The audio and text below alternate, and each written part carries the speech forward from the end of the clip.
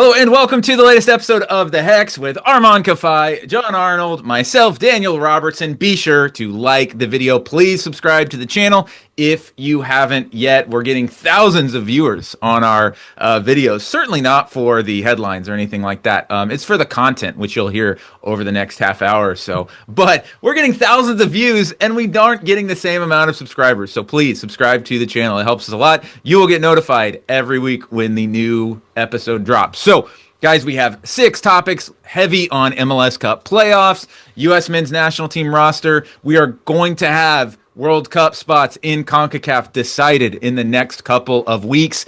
And what is the craziest weather game you've ever been a part of? We saw a crazy one in Ottawa yesterday. So we will get into that today on The Hex. All right, guys, 5 Game 3, winner-take-all MLS playoff games last weekend, and we'll break down kind of the games in the next 2 segments. But the first thing I want to talk about is, as you look at the first round of the playoffs as a whole, every top seed, okay, except for NYCFC over Charlotte, which 4 versus 5, that can be pretty argued on top seeds in that. But in general, every top seed, every major team moved on. Armand, do you think this is a significant thing that happened, or is it just kind of the randomness of the playoffs? I think it's just the randomness of the playoffs. I know some people are trying to make it into a haves versus have-not situation where the upper half of MLS is kind of stronger than what the lower half is. But for me, when I'm looking at the results, like they're kind of expected, right? Like San Diego, like beating that proves your right, right, like they're kind of expected. I agree I don't that think it's that big of a. Which I don't think it's that. The only close series that had that big gap, like in between the seeds, was Cincinnati and Columbus, and that was the one where we were all circling, saying, "Well, Cincinnati has had weird results throughout the season, blah blah blah, all that stuff." So I'm not surprised by it by any means. It kind of made for there was a couple of good games in those those 5 game 3s, but overall, John, I don't think there's anything to take away from it. I think it's just, hey, this is just how it is. I mean, I think it can hard to be, even in Daniel's question, he's like, well, not this one, but the other ones. And I mean, I think you can sort of do the same with like Seattle, Minnesota, where we all picked Seattle. He said no major teams, Daniel. We'll talk about I'd that say the one. Sounders are We'll a major team. They won Leagues Cup. They are a CONCACAF Champions Cup perennial team. They're the only team in Major League Soccer to have won CONCACAF Champions Cup in the modern era. They played in the Club World Cup. I don't know why I'm explaining this to you, a former Sounders employee, but they are a major club. I think it's hard to make a trend, but I think this only reinforces what I've been saying for the last several weeks. Too many teams make the playoffs. Sure, there's a lot of teams that are in the playoffs that are making up the numbers, and you saw it. And is it a trend? Does it mean that there are haves and have-nots? Not on the face of it, not on its own merit, but I just think that you see like even a series that goes to 3 games like San Diego Portland, did anyone really think San Diego was in trouble? And then 20 minutes into the game it's 2-0 and you're like, okay, well, this is done, right? Mm-hmm. Yes, people fill the stadium. Yes, owners can make revenue on parking concessions. Yes, Apple TV has another thing to click on the streaming channel. But was it compelling? I don't know. I mean, I just think that over and over we're kind of coming back to this idea that like the playoffs are about to get really good, but were they good so far? Yeah, and you can make the argument too that really of the lower seeds, even Columbus, you could say like they kind of belong because Columbus perennially has this track record. But I will say though, I think it's significant, and it is interesting to look at though because 2025, all the top seeds advance. If you look back last year in the East, all of the top seeds got knocked out. The 4 seed was the highest seed left, and in the West it was a little more chalk. And then 2023, it was total chalk. So you're starting to see this trend of chalk really kind of solidifying itself. Again, even last year in the playoffs where the higher seeds got knocked out, it was like all PK shootouts. It was a little bit lucky, a little bit of variance there. But I think we are seeing this trend, and I think we are seeing haves versus have-nots, and I think it has to inspire other teams. I think it is significant in MLS now. I don't think we're ever going to see again a team that doesn't spin significantly that makes it into the okay, we can say like too many teams make it. So conference semifinals, let's say the last 8 teams of MLS. I don't think we're almost ever going to see a team again that doesn't spin significantly that makes it into this generally, Armand. I think we will maybe get one more year of that until these rule changes happen, right? I mean, to your point, Daniel, I think we'll have one more year. It seems like Fall, spring may even it seems like that might happen this week, like this Right. upcoming week, where in 2027 there may be a switch to schedule. If that happens, that's going to require, again, like we've been saying on the show, a CBA rip up, which is going to require new salary rules. If they loosen the rules, I think there is going to be a time where teams are going to try to be like, okay, hey, is there a way that we can do this kind of quote unquote, I mean, they probably will just use it Moneyball way, where it's like, oh, hey, we want to use it without spending that much money, kind of like what the union have done, throughout the years, etc. And then I think you will see a gap kind of emerge. But for me, it's more about being well run versus spending money, right? Well, I was going to say, I don't know that it's haves versus have-nots on money. Yes, Inter Miami is still alive. Yes, LAFC is still alive. But like, what's Philadelphia? What's Minnesota? They have plan. They have strategy, not necessarily have money. And I think that's an important distinction. Sure. In a way, it still has versus have-nots because it's like had a good regular season because they had an idea, had a good regular season because they knew how they wanted to play. But I think that it often goes hand in hand, right? Of course, like Inter Miami knows how they want to play because they have one of the best players ever, and you can figure it out. LAFC knows how they want to play because they have two ridiculously good players in transition, and so they know that that's how they're going to play, and they figure it out.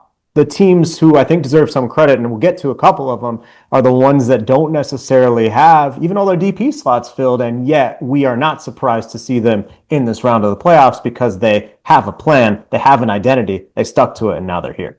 Looking first at the Western Conference games, we saw San Diego advance, we saw Minnesota advance. Let's talk about San Diego first, John. As we mentioned in the last segment, it was really over after about 20 minutes. They were up 2-0. Portland was not in the game. And even though we look back at this and say, yes, it went to a game 3, Portland got outscored, 8-0 I guess the game in San Diego was a little bit close, but that was a statement from San Diego. And do you think that was a statement that says they are the favorites in the West? No. LAFC is still the favorite. I mean, this is a team that, according to you, has the player you would pick first to win MLS Cup. And Son Heung-min. They have Denis Bouanga, although we'll see what his state of mind is after this weird African playoff. You talk about terrible formats, man. Look at that African World Cup playoff. 4 teams go in, 1 team goes out, and then plays in another playoff. But no, I think LAFC is still the favorite. You know, you look at San Diego, the fact that they had to go to this third game, Armand, kind of leaves me not worried necessarily, but I think it shows that there are speed bumps, and it's a situation now where if you do hit a speed bump, you're out, as you maybe should be in the playoffs, right? That's what the playoffs are about. But I think that, to me, they're not the favorite, Armand. And styles make fights, especially in the next round when we talk about Minnesota versus San Diego. I mean, those are two opposite teams, right? And they're going to be playing in the ways to go at each other, you know? No, that's going to be domination by San Diego. They're going to win by multiple goals. You say that because of their weird regular season meeting that Minnesota United won handily, but San Diego had 3 times as much XG. I don't remember the actual numbers, obviously, but I say that because the eye test to me tells me San Diego at home, there's a big gap between the top 3 teams and Minnesota. Personally. Sorry, Amon, I didn't mean to cut you off. No, you're good. There. No, you're good. But when I watch San Diego play, I think they're a good team. I just think LAFC and Vancouver, the winner of that matchup, is better. Just from what I've seen. And I know they have to go on the road to San Diego, but that's not necessarily a super big road trip for either of those teams. Well, I mean, I don't know how far it is. I think the fan culture is really good there. It looked awesome last night, and you know, I think people are really into it, but they are still kind of figuring out, how do we make this important? The field sucks, or has habitually sucked. I don't know. I don't know how it's playing right now. It's consistently been bad. Yeah, but I think also, when you talk about those two teams, again, LAFC can lean on Son and Bouanga, Vancouver can lean on Thomas Muller, San Diego needs to be able to lean on Dreyer and Lozano, and they've been doing that for a long time. But Chucky, I still kind of come back to that weird situation of Chucky being suspended and the vibes being off, I guess. Although now it seems like everyone's happy. I don't know. Like the other teams on from that side of the bracket don't have those questions, and I think that is something I want to see San Diego answer before I'm saying, yeah, these guys are going to lift MLS Cup. Well, if you want an answer to a question of how many times has Minnesota United been to the conference semifinals in the last 2 years, the answer is two. How many games have they won in 90 minutes in the MLS Cup playoffs over the last 2 years? The answer is zero. They have not actually won a playoff game. And guys, Armand, we were watching this game together, the Seattle Minnesota game, and it was driving me crazy because this is another flaw in the MLS playoff structure that we have identified, and I don't know if we've mentioned it much on the show. The scheduling is crazy, but the fact that a team can go 1-0-2 against another team, those two games being on the road, and they did not advance. Now you can say, okay, Seattle should have won the shootout. They had twice where they needed one kick to win the shootout, and they didn't get it. However, to me, the playoffs would be much better, even in this weird format, if you made it a first to 5 points. If any team gets 5 points, 1 point for a draw, 3 points for a regulation win, 2 points for an overtime win, like Leagues Cup is. Leagues Cup, baby. Yes. So if you do that, that forces a team to win one game to advance. Or at least, like, if they're all three draws, fine. To me, it left a really bad taste in my mouth, and I felt Seattle was a little bit hard done by this, John. I don't know if you agree or not. Probably say, hey, win your games. Yeah. But I think Seattle's hard done. That's the thing, right? It's like everyone knew the rules going into it. Everyone knows the format going into the season. I mean, do you say what? It's better to have Dane St. Clair than be good? Like, it wasn't luck, right? It's four shootouts in a row that Minnesota have won in the playoffs. And look, if you're San Diego, you're looking at this game and saying, we can't go to a shootout. If we go to a shootout, we're at the disadvantage, Armand. Well, when you talk about the first to 5 format, it's pretty straightforward, right? Like, so Seattle would have had 3 points, or excuse me, they had 4 points. And then you have Minnesota on 2 points, which means Minnesota would have the onus to win a game in regulation. I think that's what MLS heading used into to that do game back 3. in the day. No, but that should have been the setup. Minnesota needed to go into that game knowing we have to win in regulation, or it's over. But a more straightforward setup is win one game. I'm sorry, I still love it. If you're talking about playoffs, right? We could say Seattle should feel hard done by. You're talking about, oh my gosh, we thought this team was going to win and they got eliminated early. That happens in this single elimination format, but you have the drama and the sort of like from the jump, you got to win or you're out. And I just think that's like, if you're talking about what's easy for fans to understand, what rewards teams who had a pretty good regular season, they get to play at home. How can we make this work in the playoffs? I just feel like I don't disagree that your format could work, the first to 5. Why screw with it, man? It was good when it's single elimination. Yes. It was good soccer. It was fun. It was dramatic. It was exciting. And everyone understood what was happening, whether it was a player or somebody who was flipping through their Apple TV, trying to find what's that new show that's out, whatever it is. They found the game instead, and they're like, oh, you win and you go through, instead of, let me do some easy, admittedly, math. And not to mention, the playoffs would be over this weekend, as they should be. MLS Cup should be the day before this international break, but that's another conversation. One final thing about how easy it is to watch this or to understand this stuff. If you go on FOTMob right now, they have the aggregate scores, and some of these scores are hilarious. They have Seattle winning the aggregate scores, etc. I saw that too. And on if you go on Reddit, on like the soccer subreddit, they're like, wait, it's not too like. What do you mean they won on aggregate? I gambled on this and I lost. Yeah, like how'd this happen? So it's just, again, it's another nuance that's just so weird. Out east, Miami, there was no drama. They said, we've got Lionel Messi and you don't. And that is the trump card at the end of the day, Armand. Is Miami now the favorites in the Eastern Conference? They beat Nashville 4-0. Yes, Nashville was hard done on that really phantom foul call. But let's be honest, Miami had that game in hand. Do you think they're the favorites now? They will play, FC Cincinnati next. Yep, at TQL. Yeah, I think they are the favorite. I mean, they've done, I think, really, really well, and they really controlled that game against Nashville, which was something that they struggled to do in that second leg or second game, where they really made Nashville play the way that Miami wanted them to play. Yes, they Hey, did. we're not going to play in super transitionary moments. We don't want Busquets to be a traffic cone in defense, which it's really bad when Sergio Busquets It's is in easier said than transition. done. That's an Yeah, easier said than done thing.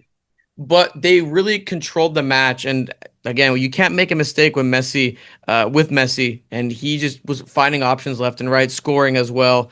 For me, they're the favorite, and I don't see. Cincinnati, maybe, but I didn't think Cincinnati was really impressive in their 3-game series against Columbus. I And mean, I was told that their XG minus something or other meant that Cincinnati could never win a single game, and here they are in the semifinals. I don't know. Well, but that was without Brenner though. I think Oh, was it? Brenner showed up like in like August. no, they signed him right before the playoff game. Like he didn't play at all. John, do you see Miami as the favorite?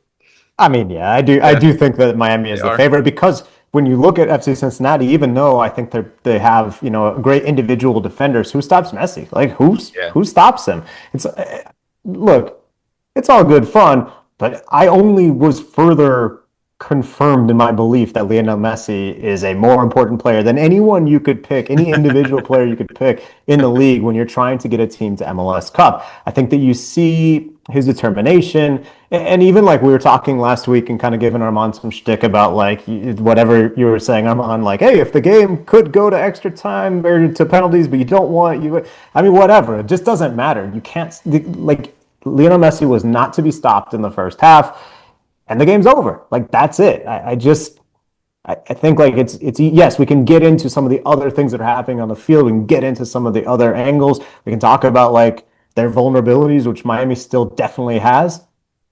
At the end of the game, man, like you look back and Messi just really wanted to win that game, and he is a player who can make that happen. I know everyone wanted to win just as bad as Messi, but they don't have the same talent.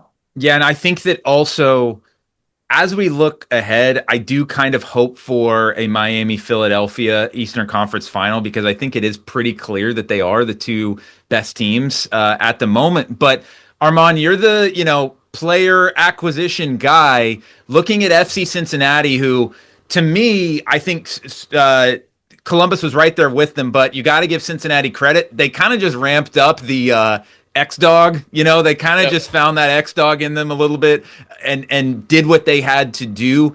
Is Brenner a signing like Brenner? Who deserves the credit for that internally? And do you see that as kind of like the signing? I mean, obviously, Son was the signing of the summer, but Cincinnati isn't here without Brenner.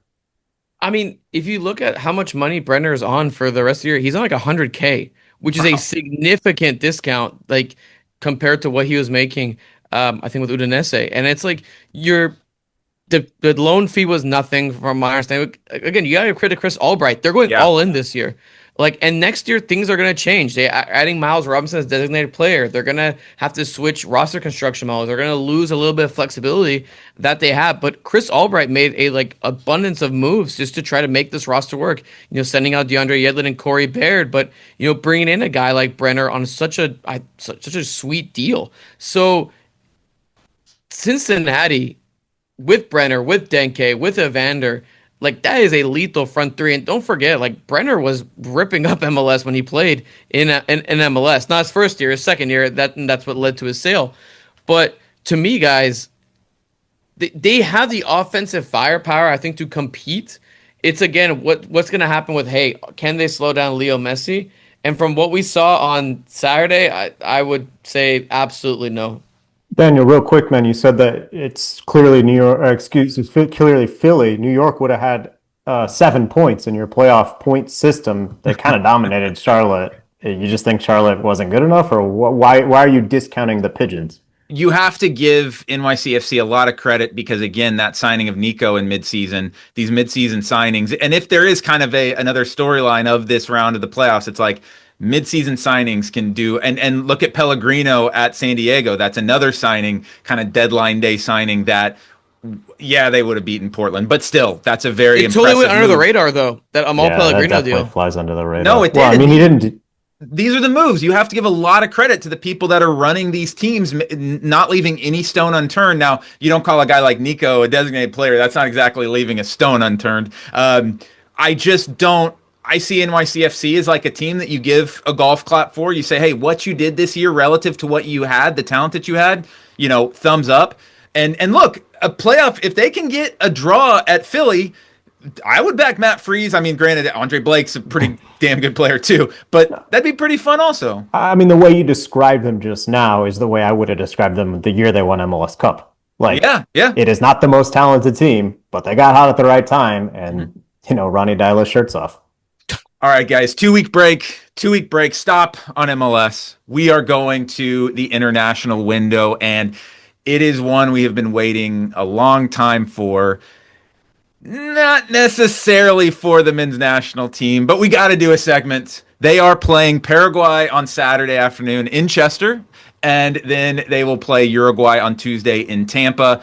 Mexico flipping those two teams, as we saw last window as well. So, which has been kind of fun. They've just been like flipping the two teams, and you need to get a little comparison between Mexico and the U.S. But no Weah, no Adams, no McKinney, no Malik Tillman, no Chris Richards, no Alex Sendejas, no Pulisic, no Anthony Robinson. John, is there anything significant we can get from these USMNT matches that will have Gio Reyna? Yeah, maybe. It's interesting in a way. I'm an international sicko. I'm country over club. I think the international game is more interesting. It's the way I love consuming the game. I love the club game too. But international, my favorite. Obviously, I'll be focused on other things this window. And I feel like overall, the last basically the fall games were always going to be tough for the US, for Mexico, and for Canada to simulate competition. Yeah. You want as much stakes as possible. You want to feel like these guys have to come in and care. And I don't really know that the US has pulled that off, not because of any fault of Mauricio Pochettino, although the kind of churn on the roster, we really thought it would stop, and it hasn't. Some of that has been forced, like Zendejas, he's injured. A lot of the other guys you mentioned are either injured or took a knock, or Chris Richards' club coach is complaining about his calf, even though he keeps playing him for 90 minutes. Yeah, and Weston apparently is hurt, but no, he just played 90 minutes also. So. Yeah, it seems like, and I think like Pochettino as well, being a club coach and almost certainly returning to the club game after this World Cup experience in 26, is always going to be the type of guy who says, oh, you want me to leave your player? Do these games have any stakes attached to them? No. I could bring in Gio Reyna and Joe Scally and really give them that last opportunity. I think he and his coaching staff will leave this window feeling there were lessons learned. I am skeptical that that there will be any lessons of real gravity to take on. I just think the teams are fine. Alfaro does Alfaro stuff for Paraguay. Bielsa does Bielsa stuff for Uruguay. So like it will be weird in moments. There will be quirky things happening, but you're gonna have to look real far under the surface to really find anything that I think will take away from. At least that's how it seems going into things. Yeah, and Armand, when I look at it though, Ricardo Pepi, it's funny because it seems like they can't get, like they're always stacked at one position with these injuries. It's like, oh no, we were missing midfielders. Like this window, they're missing a lot of midfielders. They're not missing any forwards. A few windows ago, it was like, oh, we're missing all of our forwards. We have our entire midfield. It's the starting. Oops, all midfielders. Oops, all forwards, like the cereals. Oops, all berries. No one. Okay. Yeah, Armand. So, I mean, is it a chance to see Pepe? See what he's got? I don't know. I mean, I guess it's a chance to see Gio Reyna, like you mentioned. I mean, I feel like look, I'm not exactly high on the guy right now, and everything. You saw his interviews where he was kind of like, it's not my problem. Does he deserve to be called up? Does he deserve to be in the group? I would like to see what he has to offer, but that's not an answer. Kind of like a last hurrah. That's not an answer. Yeah, I wouldn't call him it. I don't think he's played enough club soccer. Based on merit, no. Like based on merit, no. But I'm still interested to see what he got. I mean, this is his last chance, to be honest with you. If he even has a chance, which I don't think so. He could be back in March. The thing I worry about this window is they are playing two teams that are not going to take it easy on them in any capacity, in any way, shape, or form. And, John, you said it's been tough in these kind of fall windows for the U.S. national team. But I will say in the last window, they played with a chip on their shoulder because I think they were tired of hearing about how much they sucked against Japan and Korea. And they put in at least one, and they put in pretty good performances in both games. Both games were pretty good, to be honest with you. Yes. The U.S. could get destroyed in these two games and leave a sour taste in their mouth for the next, because there's not another camp till March, right? So they'll probably do a January camp with No, they've US already said players like always. They're not they're doing not. January No, they're camp? not doing January camp. So I'm Interesting. sure. Yeah, last camp I until saw it March, too. right? So you just want. I know results don't really matter that much, but for me, it's like just get good enough results so there's not this bad taste in your mouth for the next 4 months before the next camp. Yeah, you wish they were flipped. Paraguay, Uruguay, because Paraguay loves to play like some defensive soccer. You could Right. grind out a 0-0 with those guys. Uruguay will probably be a tough one. What really does matter, though, and we've all been looking forward to this one for quite a while. We are going to decide World Cup teams in CONCACAF. 3 teams will be decided in the next 2 weeks. John, this is your Super Bowl in a lot of ways. I mean, this is a big Okay. big few days for you. November 13th and 18th. I mean, those are lock-in days. What's kind of the biggest thing that you're tracking right now with these matches, and who's gonna go through? I think there's like kind of one game that I'm like, man, this is it in each of the 3 groups. There's 3 groups, one team automatically qualifies, and then the best 2 teams out of those 3 groups, the best 2 second place finishers continue their journey. They'll go to the playoff in March. The first game that I think you have to watch on Tuesday, the deciding day, Jamaica Curacao. It seems like that will be a direct game to get a ticket. Jamaica would be going to the World Cup for the first time since '98. Curacao would be going for the first time ever and would become the smallest country ever to go. We've talked about Curacao a lot. I've been covering that team for like many, many years, and it's possible that they're going to actually do it. We'll see. Thursday night, Guatemala hosts Panama. I was in Suriname for that Suriname-Guatemala game. Guatemala conceded a late equalizer, and after the match, Tena, the manager, Luis Fernando Tena, Mexican coach, said, listen, we win the next 3 games, we are in. We control our own destiny with this point. And you know, at the time, you're kind of like, yeah, but you guys, They beat El Salvador. Now they've got 2 games at home. So that game against Panama, who we all thought was going to go to the World Cup, huge. That's where I'll be. I mean, you can kind of watch every game because they've got like 4, 6, and 8 central kickoffs. So, and then the other game that night is Honduras. If things go right, they could qualify.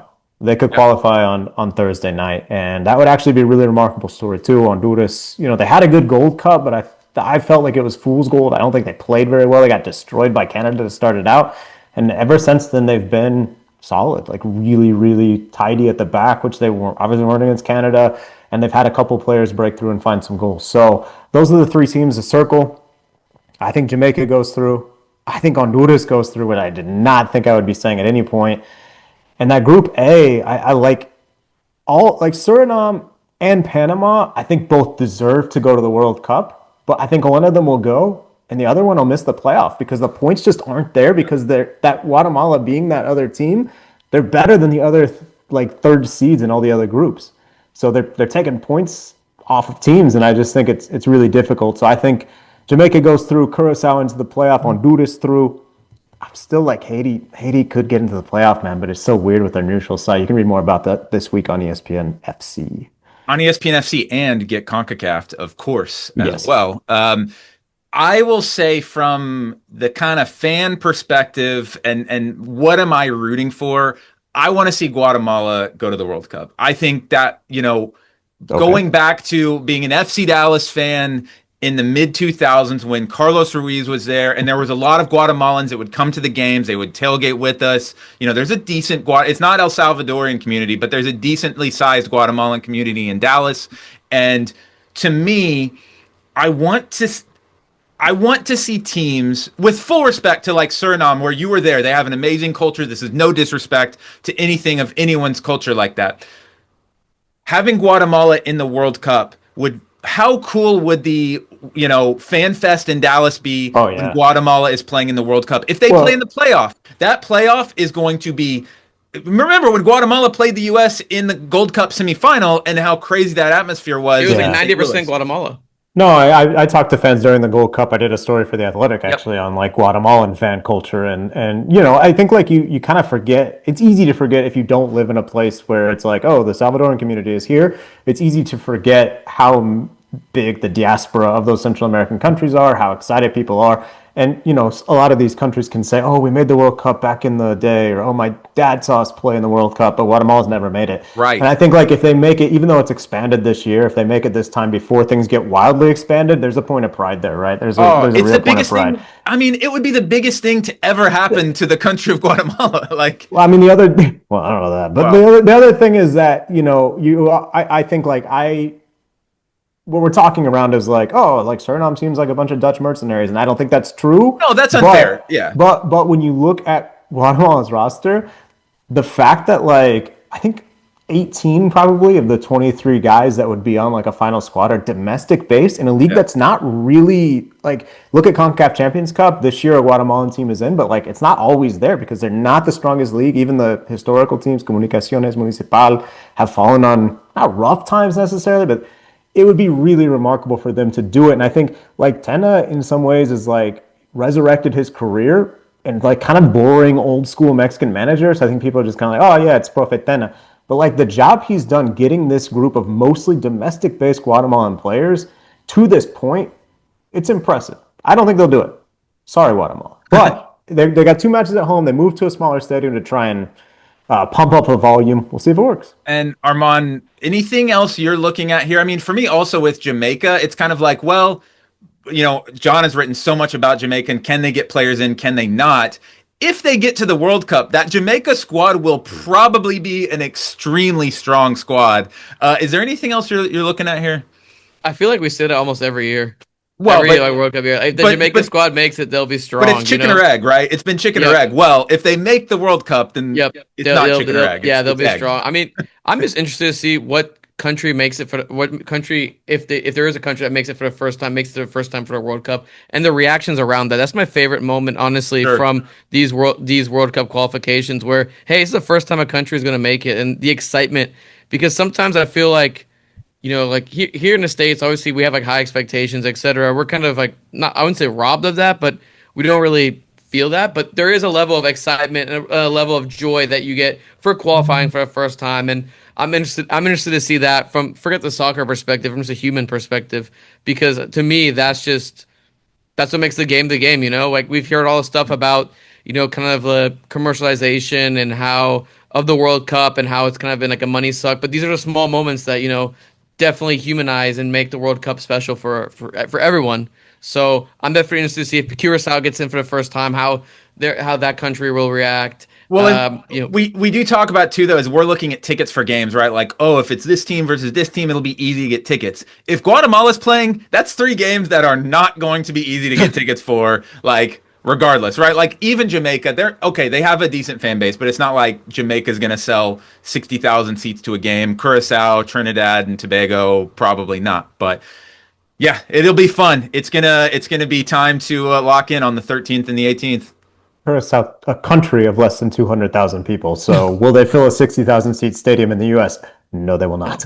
They will not. The size, a country the size of Lubbock or something like that. But, smaller than Lubbock. Shout out to John's Red Raiders. And guys, last night the group chat was blowing up, both in our group chat and over Twitter. The Canadian Premier League final, which none of us had on our radar to be tuned in. We're sickos, and maybe John did just a little bit for the newsletter. CCC berth on the line, baby. CCC berth on the line. So John had his radar up a little bit, but I was not expecting to lock into Atletico Ottawa and FC Dallas Academy graduate David Rodriguez with the double in a snowstorm, though, guys. And it was blowing up Twitter because it was a blinding snowstorm. There was probably a foot of snow on the ground in the entire second half. Then they took about a 45-minute break, cleared the field, and actually the extra time, the 30 minutes of extra time was a decent match. And it got us to thinking we need to share what are the craziest weather soccer experiences for us so far.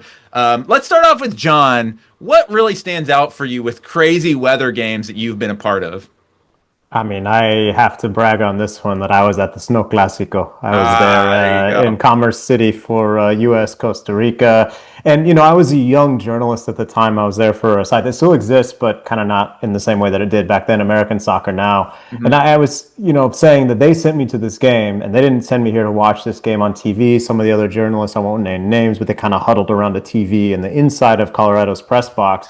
But as you know, Daniel, from having been there, that it's like indoor outdoor. You Yeah. can go. So I'm like, I'm gonna go out in the seats, bundle up, and I was trying to take notes. And every time I would like get my little new, notepad out, just like snow hitting it, turning wet. It was just a disaster. And at some point, I had to kind of throw in the towel as well and join the rest of the journalists. But I was outside for most of the game, so that's probably the best. I also had a Tigres match where I still have this like 10 peso poncho that I bought off a guy Oh, I going into the stadium because I was just soaked through and I was like, there's no way that I'm going to be able to file a were you a report in this fan game. for that match, or was that No, no, no, that was reporter, but like the Tigres press box is kind of like the last press box is like a generous term. There's like radio booths, but the written press is kind of like on the last rows of the stadium, and there's like they kind of put like a little wood thing over for desk. At least in the games I've been to, there might be a nicer, but I wasn't a fancy enough journalist to get into the actual box, so I needed something to cover me and my computer under this, yeah.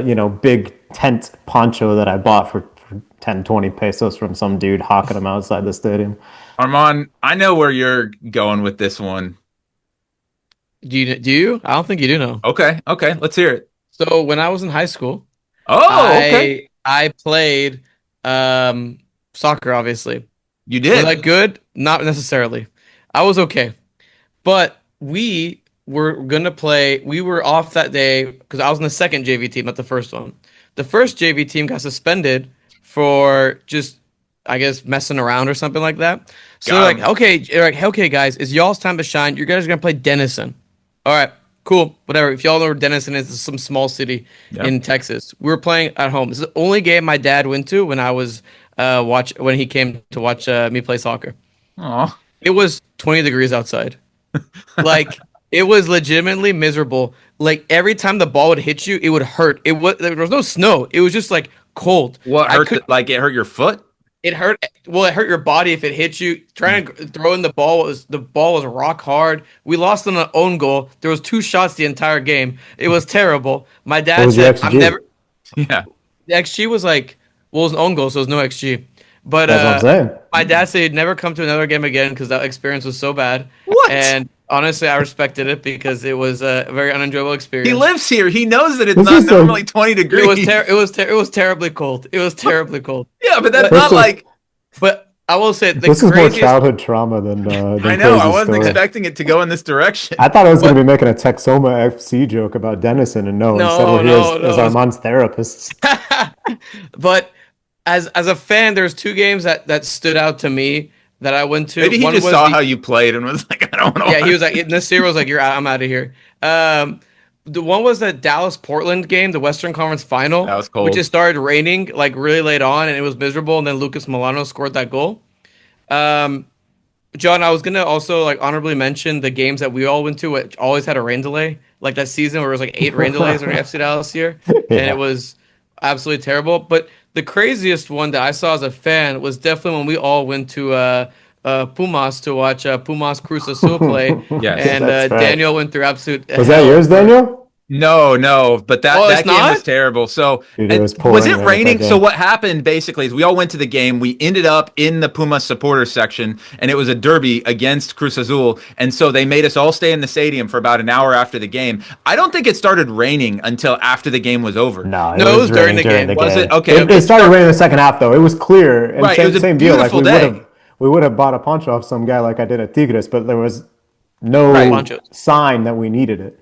So the one that sticks out for me was actually in 2006, and it was the first national team game at Toyota Stadium. They played Guatemala, and the game finished 4-0 to the United States. The game, I looked it up, it was on February the 19th, 2006. I looked up the historic weather for that day, and it was 28 degrees and windy. And you know how it is in Frisco. with the wind, when it gets cold. I had a friend I was at University of Oklahoma at the time. He was studying abroad there. He was a Manchester United season ticket holder, had been to games in Moscow, had been to games all over, and he said it was the coldest game he'd ever been to in his life. And it finished 4-0 for the U.S. Goal scorers: Ben Olsen, Chris Klein, Brian Ching, and Eddie Johnson. Wow. Santino Quaranta played for the U.S. And actually, a player who just retired this year started for the U.S. It was his very first cap. And his name? In goal, Brad Guzan. So crazy that he just retired. And I feel like that game was literally almost 20 years ago. So that'll do it for us for the Hex this week. Hopefully you don't have any cold games that you experience like we did, or like Atletico Ottawa did. Comment your experiences. If you had any cool experiences, Yes, let us them. know. Comment your coldest soccer or warmest if you want to go the other way. Plenty of those. Well, that'll wrap us up. We will be back next week on The Hex.